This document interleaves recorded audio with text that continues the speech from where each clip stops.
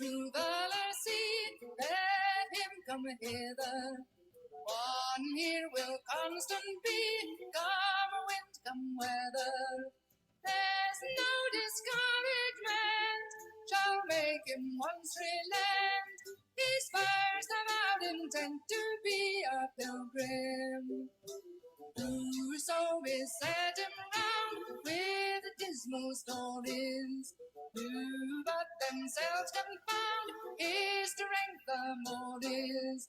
No lion can him fright, with a giant fight, but he will have a right to be a pilgrim.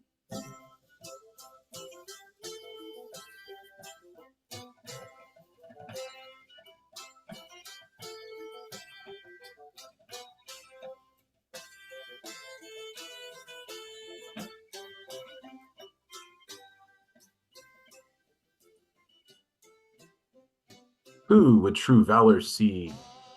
Let him come hither. One here will constant be, come wind and come weather. There's no discouragement shall make him once relent. His first avowed intent is to be a pilgrim. Whoso beset him round with dismal stories, but do but themselves confound. His strength the more is. No lion can him fright. He'll with a giant fight, but he will have a right to be a pilgrim. So wrote John Bunyan, better known as the author of Pilgrim's Progress, a famous Puritan novel, still widely read and talked about today. That really captures the spirit of this movement in England that became very formative of the coming United States. As Tocqueville points out, the real origin of America was not Washington, Jefferson, Adams, and those guys. They were important, all due respect to them. But no, the real founding was the Puritans of New England that Tocqueville has great admiration for, and he's sure that they laid the cultural groundwork that made the American Revolution possible many, many years later. So why the Puritans? Let's consider them today and consider what Tocqueville has to say about their role in the American founding. He starts off with this discussion on page 16 of chapter 2, that if you really want to understand the nature of a thing, you understand it in terms of its origin. People usually study, say, a person and understand the way that they do things in terms of the trajectory of their life. This, he says, is a great error. No, it is actually the birth, the origin. Go back in time, he says, and examine the infant in his mother's arms, he says. See the outside world reflected for the first time in the still obscure mirror of his intelligence. Contemplate the first examples that strike his eyes. Listen to the first words that awaken in him the dormant capacities of thought. And finally, witness the first struggles that he must sustain. And only then will you understand the origin of prejudices, habits, passions that will dominate his life. Man is almost entirely whole in swaddling blankets of his cradle. That's a strange theory, to think that somehow it is the origin of a person that tells you everything they are. In a way, it's kind of like ancient Greeks and through the Middle Ages, when people thought that you were born under a star, born under a certain configuration, and that made you everything you are. Tocqueville says, yep, same thing for nations, right? And so for that reason, he goes back way before the American Revolution and the Constitution and all of that to look at the cultural founding of the United States. Peoples continue to feel the effects of their origins forever, he says, page 16.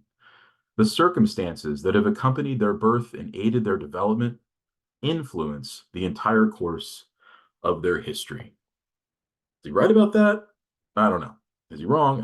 It's debatable, I suppose. But nonetheless, let's hear out what he has to say about the origins, the cultural origins of America, which he says are colonial. Go all the way back. He says it's important to remember, too, that the United States is the only country in the world that has a really specific recorded past. There are no myths and legends. We have nothing like Romulus and Remus and Rome or something like that. There are some legends, George Washington and the cherry tree, but, those are off to the side. The real founding, the real origin of the United States, we have very careful records on, and we know exactly what happened. So what do we find in colonial America? You find a bunch of settlers, mostly coming from England, but a few other places too. There were Dutch in New York. And there are a variety of other smaller groups that came and settled under the English colonies. But they were united by a common language. They were united by a common sense of rights and liberties. Principles of liberty saturated all of these communities. They had religious conflicts, it was true, and there were a variety of religious groups that settled in the United States. Puritans up north, a variety of Quaker dissenters, Roman Catholics in Maryland, Anglicans in the South. But despite their religious differences, he says, they still had the same moral framework for understanding things. And so, yeah, they banter about the fine points of Christian theology. But when it came to the way that Christian faith shaped their morals, they agreed universally about that. Above all, though, he says on page 18, they came democratic, or you might say they arrived democratic. Where was the hierarchy? Where was the aristocracy? There were aristocrats who came over and they tried to flaunt their family names and their noble titles, but they realized pretty quick out here in the woods, nobody cares about your family name. Nobody cares if your ancestors lived in castles. This is the new world, and all of that is stuck in the old world. And so, as he points out, as soon as they arrived on American soil, everyone, including the aristocrats, absolutely rejected territorial aristocracy. Forms of aristocracy would pop up later. We'll talk about the plantation class in the South and all of that, but it never really stuck and it never really took hold of America quite the same way that these democratic forms did. Equality seemed to be the rule. Stepping into the woods in nature seemed to be the thing that taught us our equality, which had really kind of been there all along. It was almost like stepping into the state of nature, as John Locke described it, where all men are equal and free. And so here you saw people really living out everything that John Locke theorized in that second treatise on government we looked at a few classes ago. What does it mean? All are alike in the New World, he says at the bottom of page 18. All the English colonies therefore shared at the same time of their birth, a great family resemblance. All from their beginnings seemed destined to offer the spectacle of the development of liberty, not the aristocratic liberty of their mother country, but the bourgeois liberty and democratic liberty of which the history of the world has not yet revealed a complete model. So, but still, as united as they were in their common ideas about what America was going to be, there was one major division. And you can imagine what it was and what a big impact it would have on American life in the future: the North and the South. Let's start with the South. Virginia colony being the first major Southern colony, and many others would follow. Who came and settled in the early Virginia colonies, like Jamestown and Roanoke and a few others?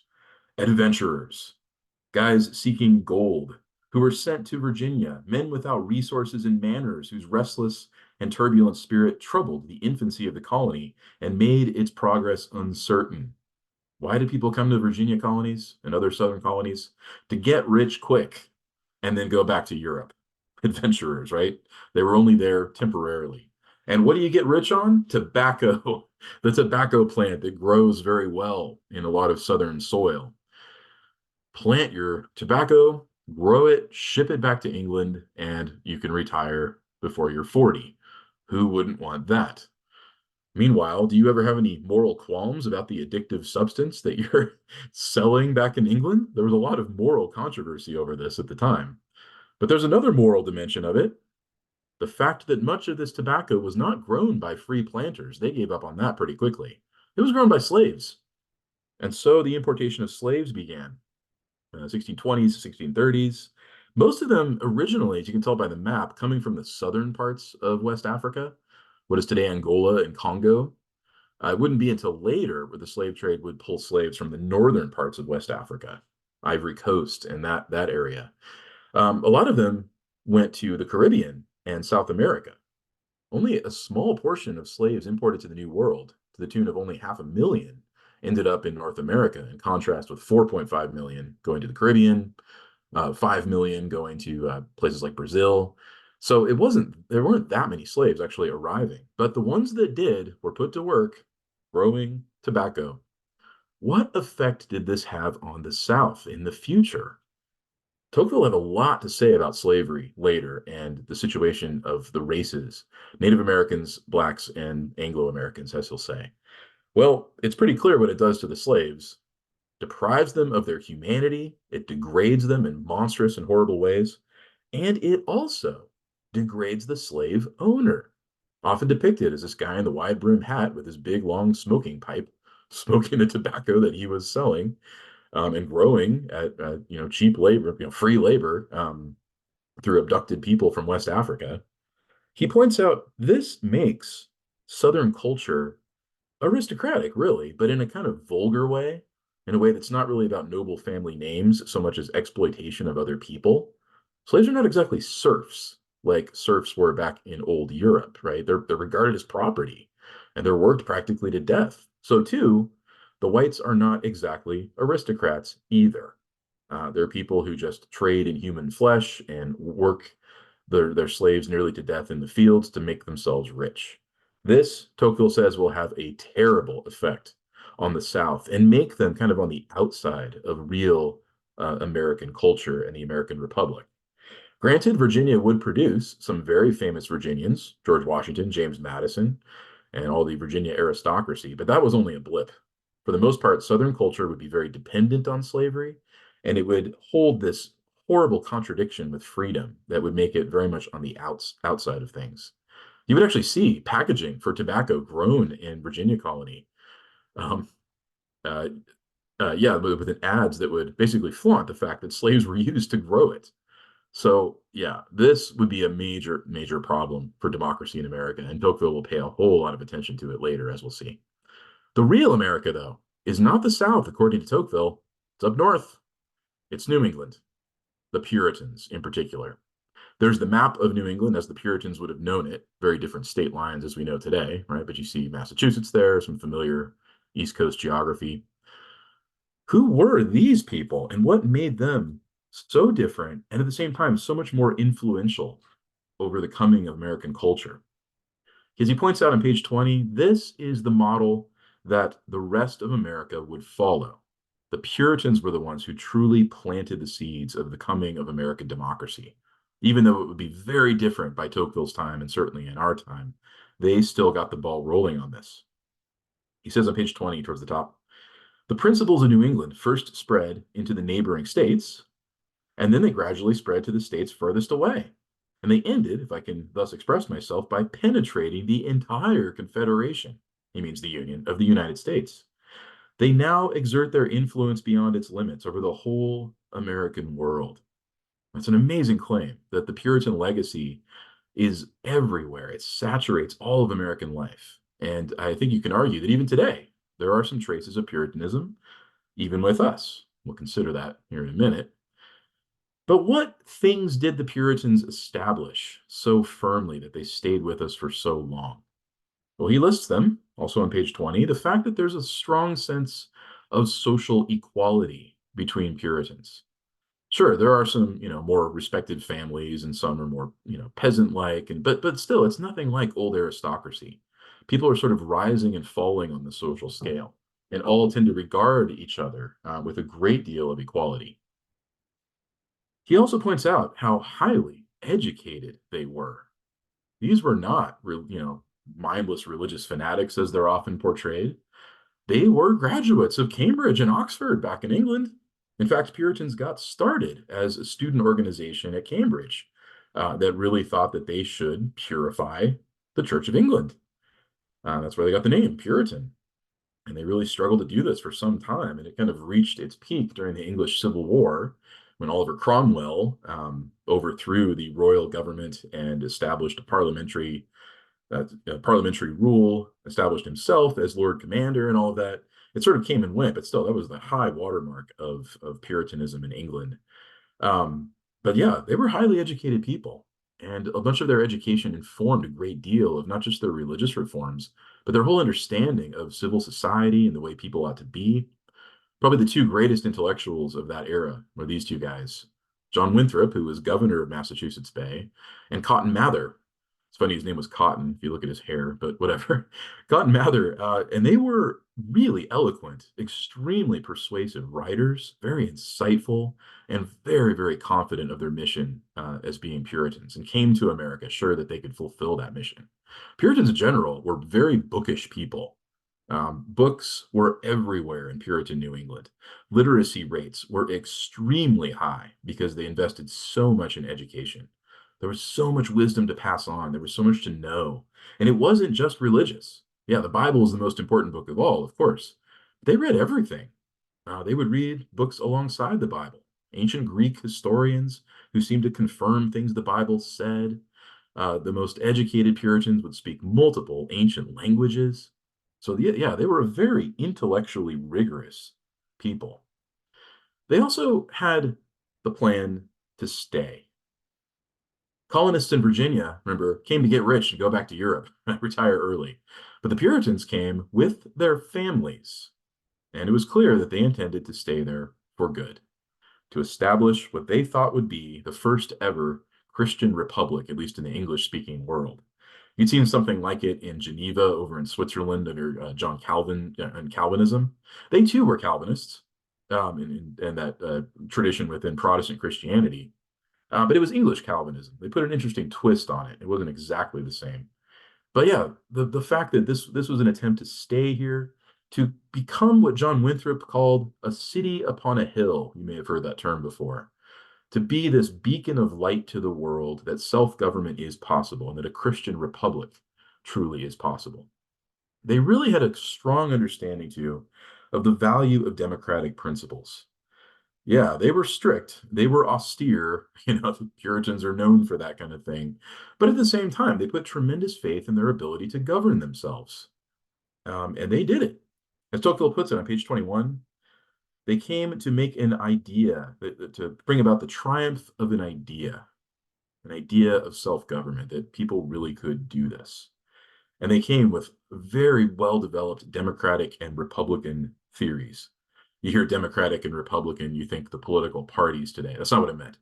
Democratic in the sense that they thought people could vote, people could participate, we could be a democracy, but we could check that with Republican institutions, especially, remember back in the Federalist Papers, representation, elected officials, and the people would hold them closely accountable. And the people themselves would be the ones to rule, but they would do it in a way that defied the usual problems of democracy, of majority tyranny, which of course Tocqueville will have a lot to say about later. But wow, what a crazy experiment this was. How badly it could have gone if things went differently. But the Puritans pulled it off and set an example, not just for the United States as we know, but for the world to come. What was the journey like? He has wonderful quotes here from the chroniclers among the Puritans themselves. He quotes Nathaniel Morton at length. And what does he say? We set out on our own, drawing our example from the Old Testament. We are basically just like the children of Israel wandering in the wilderness. In fact, you take the word Hebrew in the Hebrew language, it literally means one who crosses over. Only for the Hebrews, it was the River Jordan. For the Puritans, it was the Atlantic Ocean. But it was the same principle. We're making that journey. We're crossing the water into our promised land. And that's what they thought Massachusetts Bay was. And so, lots of biblical imagery, lots of allusions to the same story you see in the Old Testament, a sense of sacred duty to fulfill this will of God, and show the world that it is possible, and through us bless all nations. I mean, they really saw themselves very much like the Hebrews in the Old Testament, quoting scripture all over the place, and ultimately showing the honor that is due to him, Morton said. As Tocqueville points out, all of this had, I love this line, an antique air of a kind of biblical fragrance. It's exactly what it sounds like. Crossing the ocean, first in the Mayflower, as we know, and then several other ships, lots of immigration of Puritans from England coming over to Massachusetts Bay. And he describes what it was to leave England, to go off and establish God's holy city in the New World, as Morton put it. The next day, he says, middle of page 22, they went on board. their friends still wishing to go with them there. It was then that the profound sighs were heard, that tears were seen to flow from all eyes, that long hugging and kissing and ardent prayers were heard, that made strangers themselves feel moved. The signal to depart being given, they fell to their knees, and their pastor, raising to heaven the eyes filled with tears, commended them to the mercy of the Lord. Finally, they took leave of one another and said goodbye, which for many of them would be their last. Off across the ocean they go to this remote, forbidding place that was not at all welcoming. They arrived and they saw no friends. They just saw lots of woods and craggy, rocky coast, the hideous and desolate wilderness, as Morton goes on page 23, full of animals and savage men of whom their ferocity and number they did not know. How many other Indians are out there? They didn't know. The earth was frozen. The soil was covered with forests and bush. The whole had a barbaric aspect. And behind them, they saw only an immense ocean, which separated them from what they regarded as the civilized world. In order to find a bit of peace and hope, they could only turn their gaze to heaven. But upon landing in Massachusetts Bay, as we know, they set foot on the rock, Plymouth Rock. You still see it there today. It's kind of anticlimactic when you walk up to that pit and there's Plymouth Rock and you look down and it's just a rock. But carved into it, though, is the year 1620 when they first arrived. And Tocqueville has an interesting note, footnote 8.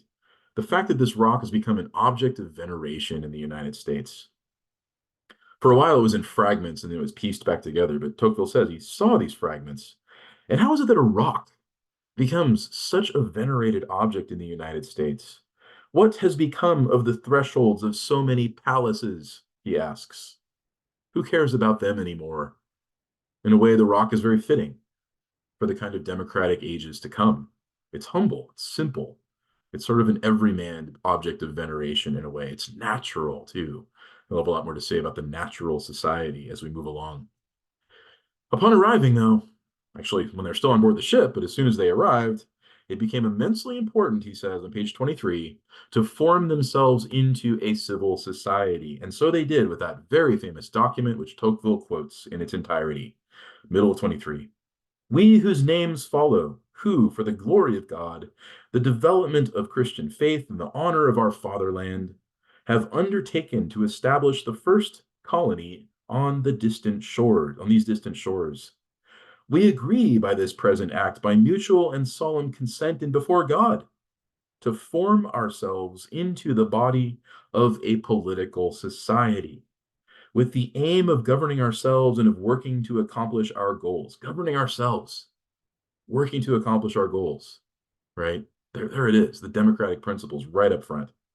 And by virtue of this contract, we agree to promulgate laws, acts, ordinances, and to choose as needed magistrates or officials to hold office, to whom we promise submission and obedience.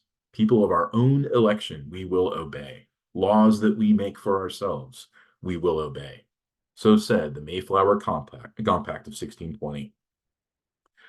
And with that, the political society was formed. And more Puritans came over, and more, especially after the English Civil Wars came and went. And pretty soon, Puritan New England would just be full of first generation, second generation immigrants. And then they would have their own kids, and they would grow and develop into their own tradition and really set the tone for what was coming in America, as we know. New England grew rapidly, he points out, and all the while, they kept to their democratic principles, they kept to their Republican institutions. And so, as he points out, the old feudal society, sorry, I said that wrong. They broke away from the midst of the old feudal society and completely grown and fully armed as a democracy, page 24. So, what did people back in England think of this? Get them out of here. All these religious weirdos. If you want to go across the ocean and freeze to death, go ahead. The king was tired of them, especially after the restoration of Charles II, right? Most people in England were tired of them. They wanted the good, merry old England back. They wanted to open the theaters again and all the things that Oliver Cromwell had closed. So get these religious weirdos out of here. But this meant that they were also free to experiment, to figure out what self-government would look like, trial and error and experimentation. Tocqueville mentions the types of government that you would find across the colonies. Some were established by the king, and he would send in his royal governor and rule from far away. Others were set up as private corporations. Virginia had started off that way. It was all about money. It's about getting rich. Well, the case of Puritan New England, it was formal authorization from the King of England to set up their own governments. As long as you do it over there, right? As long as you still see yourself as English subjects and pay your taxes, though he never collected any until later, do what you want. And so the Puritans said, all right, they had formal permission to set up their own political system. This is what predominated in New England. So, what kinds of laws did they make in this self-made New England government? He says on page 25, the new inhabitants, without denying the supremacy of the mother country, did not go and draw from it the sources of their powers. Nobody looked to London to figure out how to govern themselves. They did it themselves. They made constitutions for themselves, and it was only 30 or 40 years afterward that Charles II, the king during the Restoration, made a royal charter and made its existence legal, right? So they've been practicing this for a while before the king even acknowledged what they were doing. So, what kinds of laws did they make? You know, just the word Puritan brings to mind strict rules, right? Rigid, stern rules with harsh penalties. So a lot of them were, of course, religious. Whosoever worships God other than the Lord, said the law, will be put to death on page 26. 10 or 12 measures follow from the same nature, borrowed textually from Deuteronomy, Exodus, and Leviticus, the Old Testament books of the law. And so blasphemy, witchcraft, adultery, rape are all punished with death. And the same penalty is applied to an affront by a son against his parents. The legislation of a coarse and half civilized people was thus transported into the midst of a society of enlightened minds and mild mores. In consequence, the penalty of death has never been more prevalent in the laws or applied to fewer guilty persons. So the Puritans had a lot of death penalties for things, and yet they rarely executed people. Most of the time, you were given the option of just leaving New England, and people did in droves. So because they had harsh penalties but mild mores, because they just kind of looked the other way as people ran away from a death sentence. Now, there were exceptions to that, of course. They did execute some people, but still, it was surprisingly few compared to what it had been back in Old England. More often, it was about the stern penalties inflicted on people who really did want to be part of the community, like gossiping.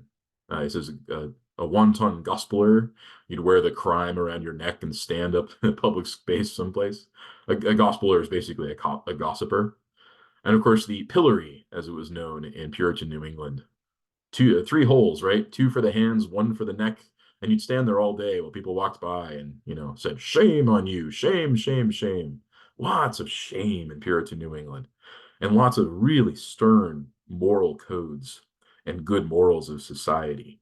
Little distinction between sins and crimes in Puritan society. What were some of them? A lot of them had to do with sexual morality, no surprise. The reader has seen with what severity these laws punished adultery and rape. Simply keeping company between those who were unmarried was severely punished, right? Couples spending too much time together who are unmarried can't have that. The judge was left the discretion to impose upon the guilty parties three penalties: a fine, whipping, or marriage. That's a hilarious line. And if we are to believe the records of the old tribunals of New Haven, proceedings of this sort were not rare. One finds one from 1660, where a woman had to pay a stiff penalty for allowing herself to be kissed. Somehow she was in trouble, but not the kisser. That's how it went. Indolence and drunkenness, though, severely punished. All taverns were allowed to serve alcohol, of course, but There was strict limits on the quantity of wine and beer that would be served. In other places, the legislator, completely forgetting the grand principle of religious liberty, which he himself claimed in Europe, coerces by threat of fine attendance at religious services, and he goes so far as to punish with severe penalties and often with death Christians who want to worship God in a different way than his own. Of course, the Christians who felt it the worst were the Quakers who settled in this part of Massachusetts as well. So, what does he point out about all of this, though? Where do these laws come from? Some autocratic ruler, some elite council? No, from ordinary town hall meetings.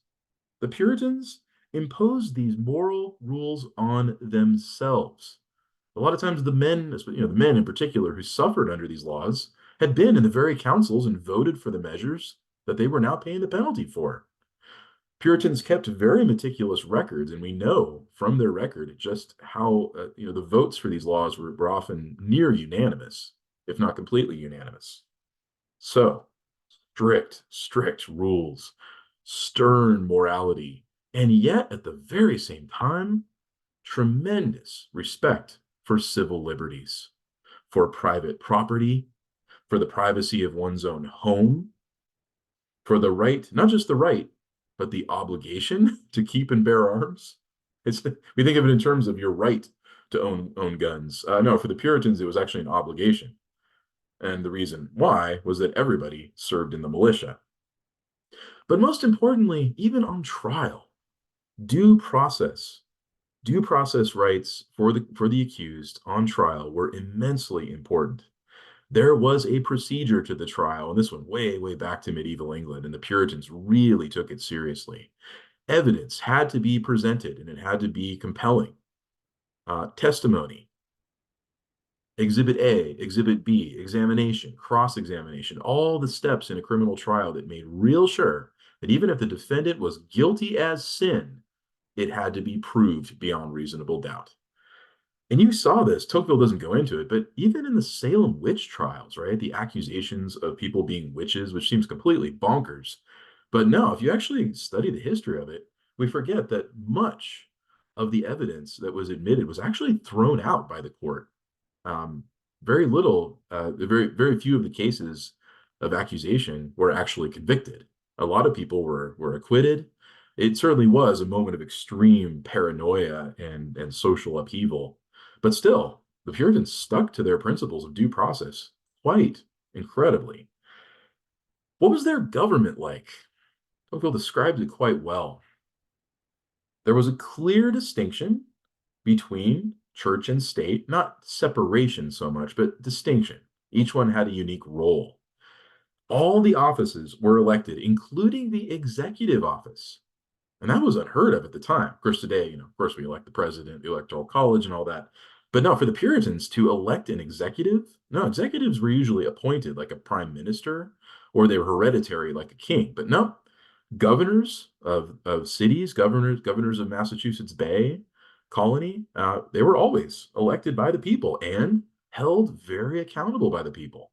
If they were incompetent, if they were corrupt, they would be put on trial for not fulfilling their duties the way they were supposed to, and then voted out or sometimes removed. Impeachments were common. They had to stand trial and defend themselves if they were accused of something like that. So lots of government accountability and a tremendous emphasis on local government. And here's one of the most important political contributions that the Puritans leave behind: the township, the town hall meeting. He says, in most of European nations, political life began in the regions superior to the society and was communicated little by little, always in an incomplete manner to the different parts of the social body. But in America, on the contrary, one can say that the township was organized before the county was, and the county before the state, and the state, of course, before the union. So we were doing the self-government thing at the local level long before there was a federal constitution and even before there were states. And so that is a really important aspect of what the Puritans leave behind and what we enjoy today. Local government rules. Most of the laws that you come into contact with even today were made at the local level, at the city level.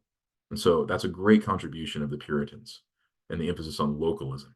Along with that, he points out, came local administration, meaning the way government is actually administered was very much at the local level. And so those local administrators were very, very meticulous civil servants. They would maintain good roads. They would provide for the poor.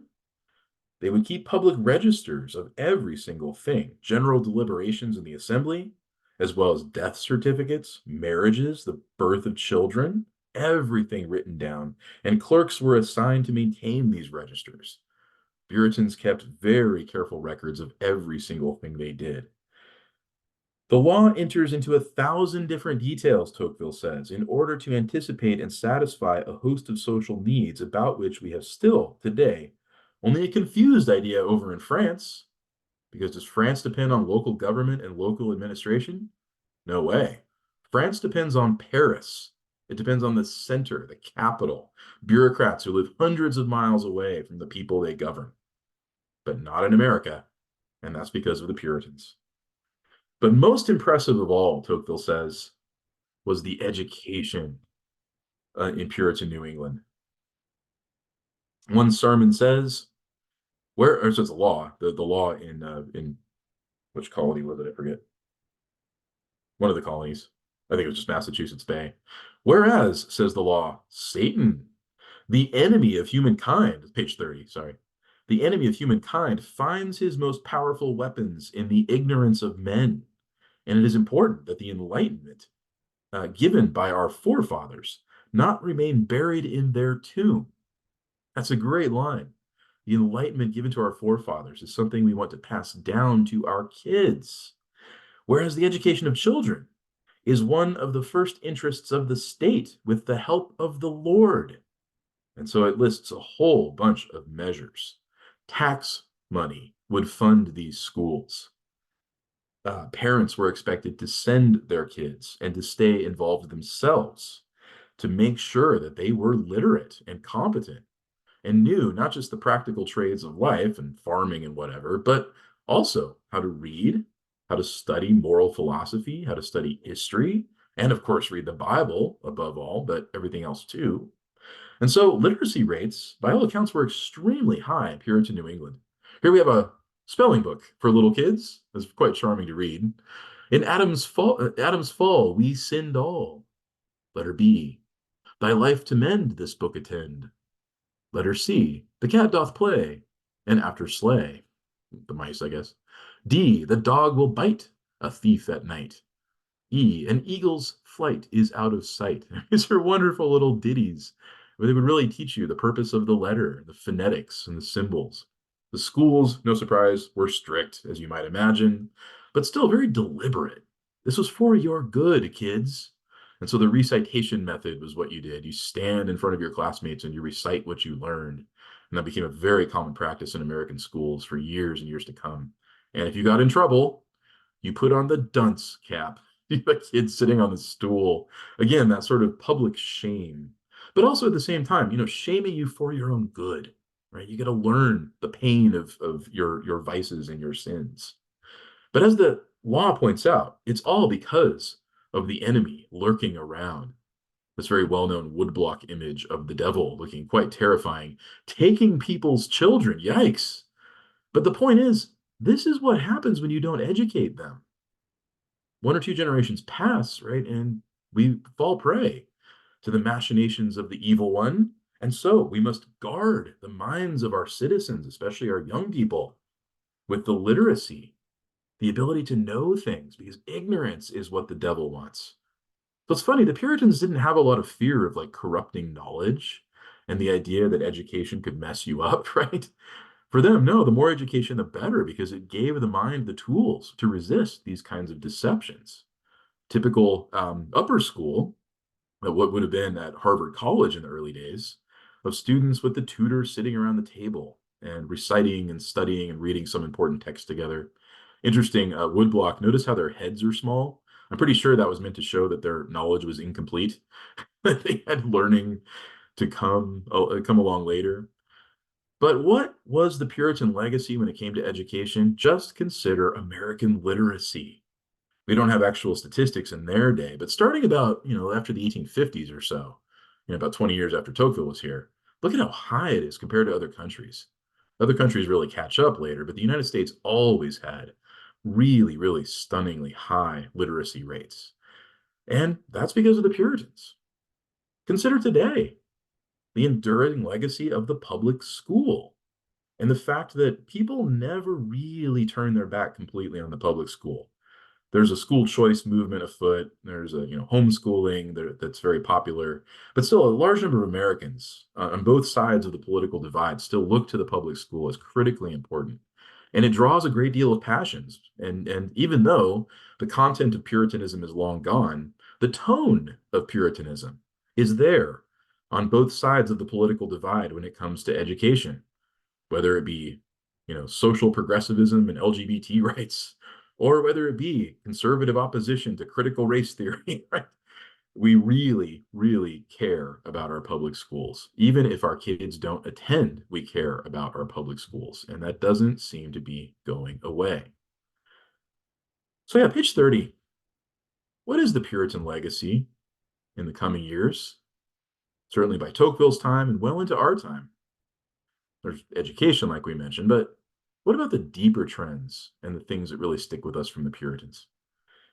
As Tocqueville points out, back in Europe, as you saw absolute monarchy starting to become more and more a thing and aristocracy declining because of that, in America, it's the other way around. It's democracy taking hold, and the idea of rights of all people and the rise in the new world of democratic institutions and ways of life, to the point where Cotton Mather, we mentioned him a minute ago, could say this in a sermon.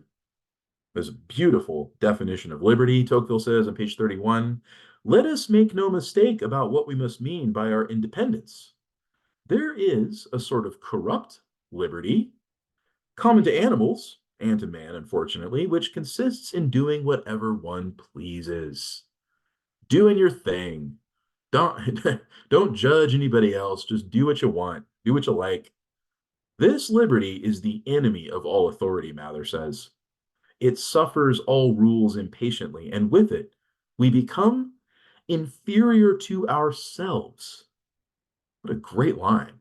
That God means for us this state of glory and goodness. But if we think liberty is just doing whatever we want, and that's all it is, then we are inferior to ourselves. We're something less than what God means for us. This kind of liberty is the enemy of truth and peace, and God believed he had to combat it. But there is a civil and moral liberty, here's the true kind, which finds its strength in union, which is to be the mission of power itself to protect. This is the liberty to do without fear all that is just and good, the freedom to do what's right, not just what you want, because that's what your passions say, right? No, the freedom to do what's right because your reason orders your passions to desire it. We must defend this sacred liberty against all hazards, and if necessary, we must risk our lives for it, says Mather.